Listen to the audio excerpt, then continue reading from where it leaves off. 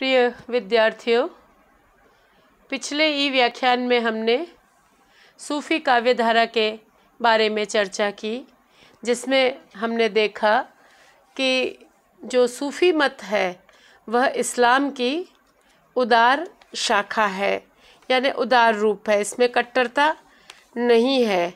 माना जाता है कि इस्लाम की दो धाराएं हैं, एक शरा और दूसरी बेशरा, है ना। शरा यानी शरीयत के मुताबिक चलने वाला इस्लाम, शरीयत में कर्मकांड इत्यादि का उल्लेख है, वह कर्मकांड प्रधान धारा है। और दूसरा बेशरा यानी जो कर्मकांड को नहीं मानते, कर्मकांड से इतर कर्मकांड से अलग प्रेम को ही प्रमुख तत्व मानते हैं परम तत्व की प्राप्ति के लिए। और ये जो बेशरा जो शाखा थी, इसी से सूफ़ी संप्रदाय की संलग्नता है। सूफ़ी संप्रदाय इसी से जुड़ा हुआ है। ये माना जाता है कि मोहम्मद साहब के जाने के बाद खलीफाओं का शासन रहा और ये 4 खलीफा बहुत प्रसिद्ध रहे, जिनकी प्रशंसा सूफ़ी कवि अपने काव्यों में भी करते हैं। इन्हें ये मोहम्मद साहब के मित्र मानते हैं। और बाद में जब खलीफा युग का अंत हो गया तो उसके बाद में इस्लाम में कर्मकांड बढ़ गया। तब जो दरवेश या फ़कीर या फ़क्कड़ आध्यात्मिक साधक होते थे, उन्होंने सूफ़ी मत यानी इस्लाम की जो एक उदार शाखा है उसका प्रवर्तन किया। और जब इस्लाम भारत में आया, उसी के साथ 10वीं-11वीं शताब्दी में सूफ़ी मत भी भारत में आया, जिसके 4 प्रमुख संप्रदाय मैंने आपको बताए थे।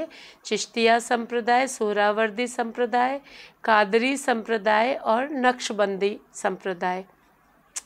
इसमें से जो चिश्ती संप्रदाय है या चिश्तिया संप्रदाय है, उसका प्रचार प्रसार भारत में बहुत हुआ।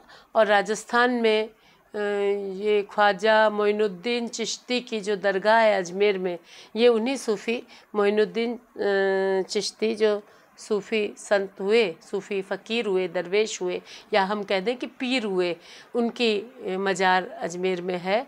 और वहाँ हिंदू मुसलमान आपने देखा कि सभी जाते हैं, सभी में उनकी मान्यता है, हिंदुओं में भी है और मुसलमानों में तो है ही। और इसके अलावा दिल्ली में निजामुद्दीन औलिया, उनकी मज़ार है, उनकी दरगाह है और वहाँ भी सभी जाते हैं। तो इस तरह ये सूफ़ी मत का प्रचार प्रसार भारत में इस्लाम के आगमन के साथ ही हुआ। और ये कट्टर नहीं थे सूफ़ी संत, और इन्हीं में अनेक कवि भी हुए जिन्होंने सूफ़ी संप्रदाय के सिद्धांतों को अपने काव्य के माध्यम से जनता के समक्ष प्रस्तुत किया, जनता के सामने रखा। तो ये जो फ़कीर थे, सूफ़ी फ़कीर, ये इनके विचार बहुत ऊंचे थे, सादा जीवन जीते थे। जैसा हमने इनके नामकरण में बताया कि सफ़ेद ऊन के बने हुए लंबे चोगे पहनते थे और सामान्य जीवन व्यतीत करते थे। शुद्ध और पवित्र आचरण वाले ये थे और इनके मन में प्रेम की गहरी भावना थी। तो ये व्यापक प्रेम भी, इनके मानवता के प्रति प्रेम भी था। तो इन चीज़ों ने जो भारतीय जनजीवन को सूफीज़्म की तरफ आकृष्ट किया, सूफियों की तरफ आकृष्ट किया। और दूसरी तरफ सूफियों ने भी अपने ग्रंथों के माध्यम से और अपना जो उदार इस्लाम है उसके माध्यम से भारत में सांस्कृतिक एकता, हिंदू मुस्लिम एकता का सूत्रपात किया, हिंदू मुस्लिम एकता को बढ़ाया। और हम इन्हें क्यों मानते हैं इसमें निर्गुण भक्ति धारा में, तो वो ये है कि इसलिए मानते हैं कि इनके दार्शनिक जो आधार हैं वो भी भारतीय संतों के दार्शनिक आधारों जैसे ही थे। जैसे ये जो परम अवस्था है साधना की, उसको अनहलक के नाम से पुकारते हैं कहते हैं। और इधर हमारे संत कवि हैं, वो भी जीव में ही ब्रह्म की अवस्थिति को मानते हुए अहम ब्रह्मास्मि की भावना तक पहुंच जाते हैं कि हम ही जीवात्मा में ही ब्रह्म है, मैं ही ब्रह्म हूँ, इस भावना तक वे पहुंच जाते हैं। और इसी तरह जो हमारे संत कवि हैं वो समाधि में डूब जाते हैं, समाधि की अवस्था में आते हैं, जिसको सुरति और निरति के माध्यम से व्यक्त करते हैं। और उसी तरह जो ये सूफ़ी दरवेश और फ़कीर होते थे, ये भी हाल नाम की एक अवस्था में पहुंच जाते थे। ये हाल जो है वो एक भावावेश की, दिव्य भावावेश की अवस्था होती थी, जिसमें सूफ़ी अपना सुध बुध खो करके नृत्य करते थे, घूमते हुए नृत्य करते थे। और इनके यहाँ संगीत का भी निषेध नहीं है। आपने देखा होगा दरगाहों पे, मज़ारों पे, इनमें कव्वालियों के माध्यम से जो है सूफ़ी कवि अपने कलाम पढ़ा करते थे। और इस तरह से इनकी जो साधना है वह भी संतों के समान, संत काव्य परंपरा के जो हमारे भक्त हैं, संत हैं, उनके समान आध्यात्मिक साधना थी, आध्यात्मिक चेतना से ये युक्त थे। इसलिए भी इनको हम भक्ति काल में और भक्ति काल की निर्गुण ज्ञानाश्रयी शाखा में तो संत कवि हैं, और निर्गुण प्रेमाश्रयी शाखा में या प्रेमाख्यानक काव्य परंपरा में या प्रेम गाथा काव्य परंपरा में हम सूफ़ी कवियों को रखते हैं। तो इनके, जैसा कि नाम से ही स्पष्ट है, इनके काव्य में प्रेम की महत्ता का, प्रेम की पीर का गायन है। और इसी आधार पर ये अपने ग्रंथों की रचना इन्होंने की है। अब एक विशेष बात और मुझे जो समझ में आती है कि जो संतों ने परोक्ष सत्ता की एकता की बात तो करी है ना, परमात्मा एक है, यह तो बात करी, लेकिन जन जीवन में वे उस तरह रागात्मक तालमेल नहीं कर पाए जितना सूफियों ने किया। दिव्य सत्ता की एकता की बात करी उन्होंने, लेकिन जो हिंदू मुसलमानों के जीवन में एकता आ सके, संस्कृति में एकता आ सके, सांस्कृतिक समन्वय हो, ये वर्णन वहाँ नहीं मिलता। लेकिन जो सूफ़ी हैं, इन्होंने जन जीवन में रागात्मक तालमेल की बात उन्होंने कही, इसलिए भी ये महत्वपूर्ण हो जाते हैं। जैसे लिखते हैं सूफ़ी कवि कि विधना के मार्ग हैं तेते, सगर नखत तन रोवा जेते। ईश्वर प्राप्ति के, परमात्मा प्राप्ति के कितने मार्ग हैं? इतने मार्ग हैं, इतने मार्ग हैं जितने देह पर रोम छिद्र हैं, जितना सागर में पानी है, जितने आकाश में नक्षत्र हैं, यानी बहुत रास्ते हैं उस तक पहुंचने के। और इस तरह ये जो अपने ग्रंथों के माध्यम से हम आगे और चर्चा करेंगे कि ये भारतीय जनजीवन के बहुत निकट थे, और भारतीय लोक जीवन को इन्होंने अपने काव्यों में व्यक्त किया, कथानक रूढ़ियों को लिया। ऐसी काव्य की शैली पक्ष में भी और काव्य के जो भावात्मक पक्ष में भी इन्होंने जो है तालमेल या तादाद में रखा हिंदू मुस्लिम संस्कृति में। तो ये खंडन नहीं करते हैं, ये मंडन करते हैं, है ना। कबीर इत्यादि डांटते फटकारते चलते हैं, खंडन करते हैं, लेकिन खंडन से दूर ये सांस्कृतिक एकता की बात इनके काव्य में परिलक्षित होती है, दिखाई देती है। तो ये बात इनको एक अलग दर्जा देती है, महत्वपूर्ण दर्जा देती है सूफ़ी काव्यधारा को, सूफ़ी कवियों को, सूफ़ी साहित्य को। अब ये बात भी हम कर आए हैं कि जो प्रथम कवि हैं सूफ़ी काव्यधारा के, वे मुल्ला दाऊद हैं, और इनकी कृति का नाम है चांदायन, और ये 1379 है ना, 1379 ईस्वी में लिखी गई, रची गई। और जो अग्रणी कवि हैं सूफ़ी काव्यधारा के प्रसिद्ध कवि हैं, वो हैं मलिक मोहम्मद जायसी। अमेठी, यूपी में अमेठी है, अमेठी के पास जायस नाम का नगर या गांव है, तो वहाँ के रहने वाले थे, इसलिए इन्होंने अपने नाम में जायसी शब्द का अपना प्रयोग किया। लिखते हैं वो कि जायस नगर धर्म स्थानु तहाँ आए कवि कीन बखानु।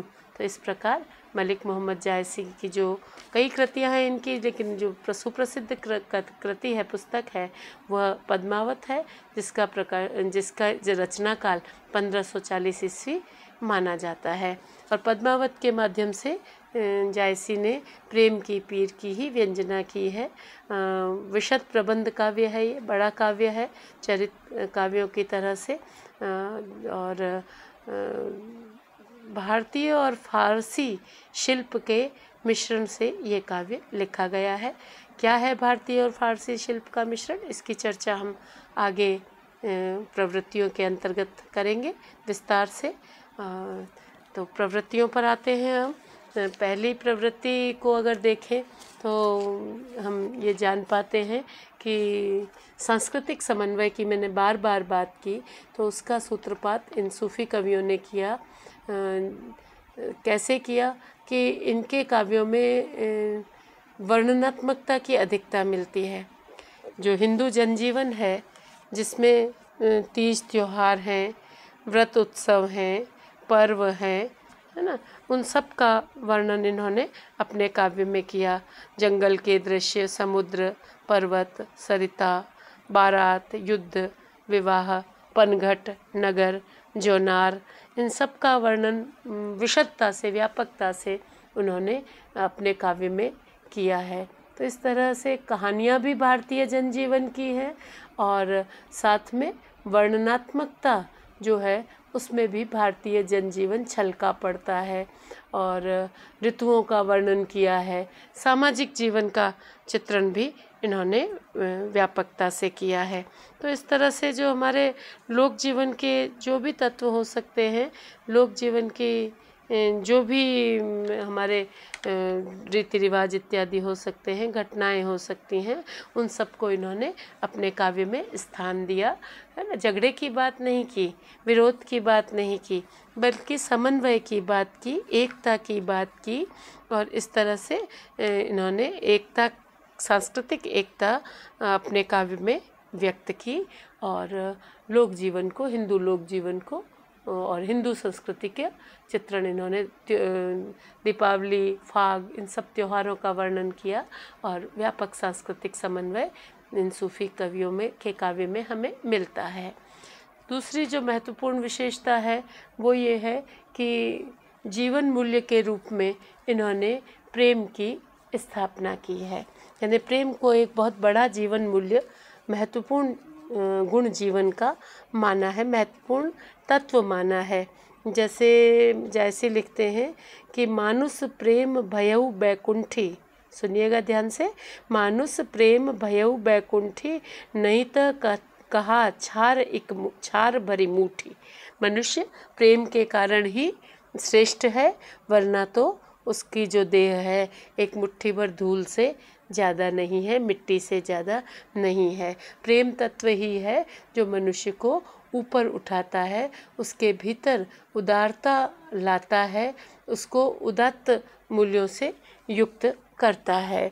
जैसे इन कवियों ने जो कहानियाँ ली हैं उसमें वे लौकिक प्रेम के माध्यम से, यानी इश्क़ मजाजी के माध्यम से अलौकिक प्रेम, आध्यात्मिक प्रेम यानी इश्क़ हकीकी की अभिव्यंजना इन्होंने की है। तो इनका जो कहानी प्रारंभिक रूप से तो ऊपरी सतही तौर पे तो प्रेम कहानी लगती है, लेकिन जहाँ इनको मौका मिलता है वहाँ वे अपने सूफीज़्म के जो सिद्धांत हैं उनका निरूपण भी करते हैं, संसार की नश्वरता का चित्रण भी करते हैं, नायिका के माध्यम से परम तत्व का चित्रण करते हैं। जैसे लिखते हैं जायसी पद्मावती का चित्रण करते हुए कि पद्मावती में जो दिव्य तेज है या दिव्य नूर है वो कैसा है कि रवि शशि नखत दिपहि ओहि ज्योति, रतन पदारथ मानिक मोती।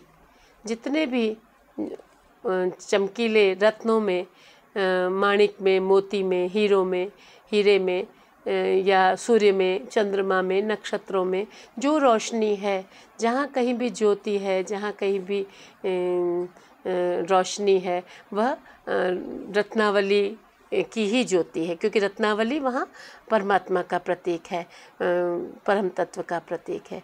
जहाँ जहाँ विहसी स्वभाव ही देखी, जहाँ जहाँ जिधर जिधर वह पद्मावती दृष्टिपात करती है, नज़र डालती है, देखती है, तह तह छिटकी ज्योति परगसी, है ना। वहाँ वहाँ जैसे कबीर व्यक्त करते हैं कि पार ब्रह्म का जो तेज है, जैसे सूर्य, कई सूर्य उगाए हों, तो जो जहाँ जहाँ पद्मावती देखती है वहाँ वहाँ उजाला हो जाता है, रोशनी हो जाती है। वह नूर अलौकिक है, वह रोशनी अलौकिक है। इस तरह नायिका के चित्रण के माध्यम से परम शक्ति का चित्रण ये कवि करते हैं। तो लौकिक प्रेम के माध्यम से ये अलौकिक की व्यंजना करते हैं। प्रेम को जो है एक उदात्त रूप देते हैं। और कहानियों के माध्यम से, कहानियाँ किस लिए हैं? कहानियाँ इसलिए हैं कि लोग पढ़ें तो सही, पढ़ेंगे तो काव्य के अंतर्गत उनको सूफीज़्म के सिद्धांत भी मिलेंगे, फिर वे उनको भी पढ़ेंगे। यानी कोई बात अगर आप कहते हैं तो ऐसे तो मत कहिए कि अगला सुने ही नहीं। उदाहरण से समझाती हूँ कि अगर आप किसी को कहते हैं कि अरे तू तो बड़ा पागल है, तू तो बड़ा गधा है, ऐसे कहेंगे, तू मेरी बात सुन, तो अगला तो आपकी बात सुनेगा ही नहीं, उसी लाइन से वो भड़क जाएगा और वो आपकी बात सुनने को बिल्कुल तैयार नहीं होगा।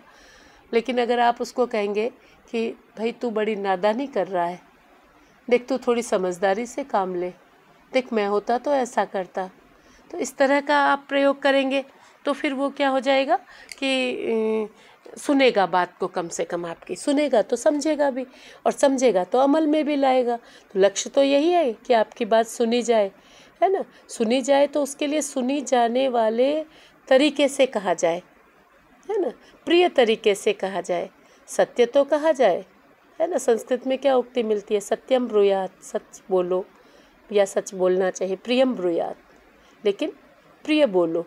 अब सच और प्रिय से तात्पर्य वहाँ यही है कि सत्य को मधुर तरीके से कहा जाए। न ब्रूयात सत्यम अप्रियम, अप्रिय सत्य नहीं कहा जाए। या सत्य तो अप्रिय हो सकता है कभी, लेकिन उसको कहने का तरीका अप्रिय नहीं हो। सत्यम ब्रूयात प्रियम ब्रूयात न ब्रूयात सत्यम अप्रियम, प्रियम च न अनृतम ब्रूयात। मीठा हो लेकिन झूठ हो ऐसा मत कहो, ऐसा धर्म सनातना। तो वो जो उनकी बात है, काव्य किस लिए है ना, कांता सम्मत उपदेश युजे, काव्यम यशसे अर्थकृते, है ना, यश के लिए, अर्थ के लिए, कांता सम्मत उपदेश के लिए। तो ये कांता सम्मत क्या है कि बात को प्रेम से कहा जाए, ऐसे कहा जाए कि वो दूसरे तक पहुँचे, दूसरा उसको हृदयंगम करे, समझने को तत्पर हो। तो समझने को तत्पर होगा, किसी काव्य में से दर्शन समझेगा, लेकिन आप फिर तो दर्शन की किताब में ही समझ लेगा, काव्य में पढ़ने की क्या ज़रूरत है ना। हम अद्वैतवादी क्यों न पढ़ लें, कबीर को क्यों पढ़ें, हम विशिष्टाद्वैतवाद ही क्यों न पढ़ लें, हम तुलसी को क्यों पढ़ें, हम द्वैताद्वैत और शुद्धाद्वैत क्यों पढ़ें, क्यों न पढ़ लें, हम सूर को क्यों पढ़ें, मीरा को क्यों पढ़ें, काव्य क्यों पढ़ें, हम फिलॉसफी क्यों न पढ़ लें, दर्शन ही क्यों न पढ़ लें।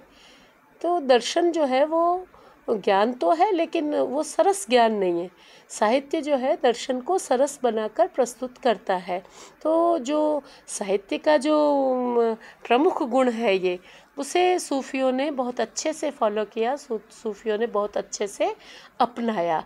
और इस तरह इन्होंने प्रेम कहानियों के माध्यम से, प्रेम कथाओं, लोक कथाओं, और लोक जीवन में प्रेम बहुत है ना। आप लोक कथाएं बचपन में आपने सुनी होगी, विभिन्न प्रकार से वे, जैसे भाई बहन की प्रेम कथाएं बचपन में माँ ने सुनाई होगी, थोड़े बड़े हुए तो युवक युवतियों की प्रेम कथाएं आपने सुनी होगी, राजा रानियों की प्रेम कथाएं सुनी होगी।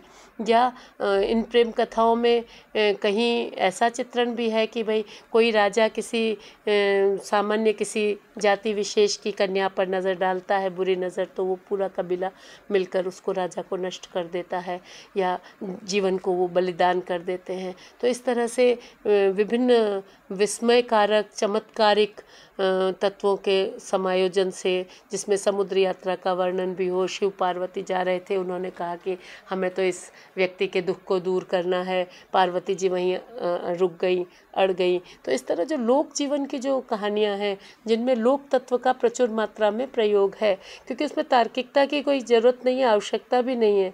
राजा ने रातों रात घोड़ा दौड़ाया और वो इतने कोस जा कर के वो राजकुमारी के महल में पहुंच गया, है ना। तो इस तरह की जो कहानियाँ, लोक कहानियों में अतिरंजित तत्व तो होता है ना, अति नाटकीय, अतिरंजित अलौकिक तत्व हमें वो लगता है, उसकी तार्किकता वहाँ नहीं है।